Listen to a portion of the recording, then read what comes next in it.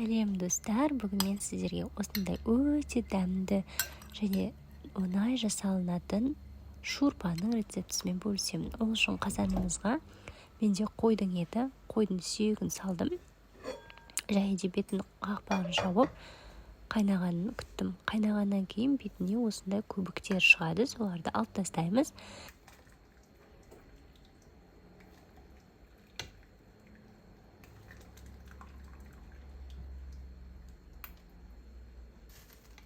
Көбіктерді алып біткеннен кейін қазанымызға көбік етіп туралған пиязымызды қосамыз. Ары қарай тамағымызға тұз бұрышын себеміз және де қақпағын жауып қоямыз. Кішкене уақыттан кейін көбік етіп туралған сәбізіміз бен болгарскийімізді тамаққа қосамыз. Және ары қарайда тағы да кішкене пысқаны күтеміз.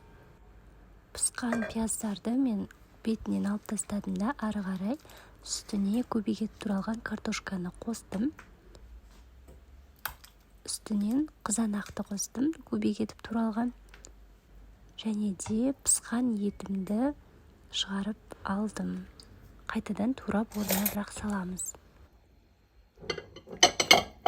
Барлығы пысқаннан кейін ыдысымызға салып аламыз. Картошкамыз жұмсарғанша астын орташа отта, жай отта да пісіре беруге болады. Менде мында электрический плита, сондықтан да төртпен пісірдім.